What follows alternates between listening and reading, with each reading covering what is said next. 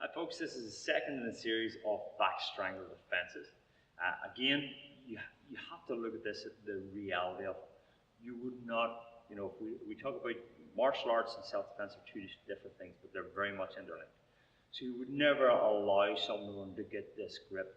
As soon as you felt the hands on your shoulders, you'd be turning and you'd be trying to push them away, you'd be disengaging, or you'd be executing a few strikes depending on the situation. So it's last case scenario, worst case scenario, that somebody actually physically gets a grip of your neck, and we need to act fairly quickly. The window of opportunity is very small, because once they actually get the squeeze, once your knees start to bend, then it's really over for you. It's a car crash. So you need to be able to move fairly quickly. So as a martial artist, we need to build speed, we need to build awareness, we need to build so many things. So many things that I just cannot get across in the video, so you need to be with a qualified instructor, you need to read up on these things, you need to watch videos, you need to do as much as you can. If you want to be good at something, you've got to invest time and the energy, and also the money to be good at it. Okay, so we're going to do a back strangle. So we're going to do the second of the back strangles. So, as in back strangle 1, what happens is the hand goes around the throat, we roll the shoulders to create that wee bit of space. We're going to do exactly the same thing as we did in the first one. We're going to step back, elbow, again ground if you wanted, and in class I would usually only teach that. From here, this elbow goes through and round. We're hitting the kidney with the hand, and again, that's not an important part of it. We want the grip. The kidney shot is an extra really, but your palm heel hits the kidney. Here. This hand shoots up the inside, so we're pulling across. This foot goes across the leg. Now, this is important. Always close body contact. You want to be close. If your foot's out here, you're not going to throw him the same way. You can see he actually lifted his body up because he could. Okay? When somebody's here, if he goes to lift his body up, he's got every opportunity to do that because they don't have the strength. If I'm here and my leg's in, it's harder for him to pull up against it, because my body's against his legs. Okay? Now watch the way my heel goes. So I have my foot round about halfway down his foot. I'm going to push on his shin with my calf. As I do that, I'm going to pull this arm across. And he goes over. Yeah? And you can see there's no heavy, hard trying to get him over, and he certainly wasn't just jumping over my shoulder. There's a technical element to this, and you need to get the technical element right if you want to be good at this. Especially if you're light made up, you need to be even more technical. The issue that heavier, stronger people have is they tend to use that strength, to use that size, and not use their martial arts. So it's very important, if you are heavier or bigger, you still use the technical side. And if you're lighter made up or you're smaller, you just need to be a good technician, because otherwise it's not going to work.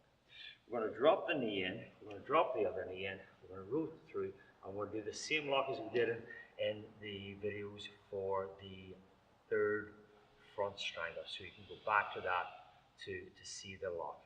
But basically, there's the lock position, there's the lock. And we step out and weigh in the stance. We'll do it 3 times. From here, shoulders up, foot back, drive back, hand through, round the waist. Head shouldn't be up here because it's open for shots, should be down close. This comes to the inside and you grab up here. Foot goes across, and you want to be a bit, you don't want to be here or here, you want to be back a wee bit so you can pop. If you can maybe see his knee getting locked out, that's what we want to do. What I see a lot is people grab the wrist. You need to grab the wrist for some throws. This isn't one of them. Because if I hold here, and he tries to pull against it. I haven't. He's just going to fall over. But if I hold at the wrist, I don't have the level of control here, and he can pull back and get out. I don't want that. So it's important to grab higher up. Here, here, here, position. I have the arm, I'm pushing back, watch the foot, push, drop, 1, 2, lock up and away. Yeah? So, I'm going to do a solo drill on that one. And again, solo drills are fantastic if you're moving through and you don't have a structured training partner that you can train with every week or every couple of days, then you need to add so that you can actually do it yourself at home.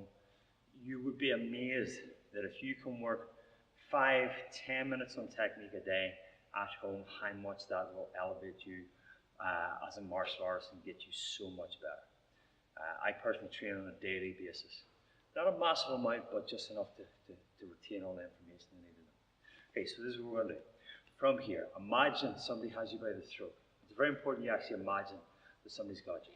Shoulders up, leg back, elbow, hand around the waist, grab their arm. From here, we put our foot across, our heel slightly raised, and we rotate and push that heel down. From there, knee comes in, 1 strike, 2 strike, roll through and lock. We'll do that again. From here, imagine striking comes on, roll up, step, strike, hand comes around the waist, grab the arm, put your foot across, pop that knee as you roll around. There, ribs should be here, knee comes up into the ribs. 1, 2 shots, rotate and lock.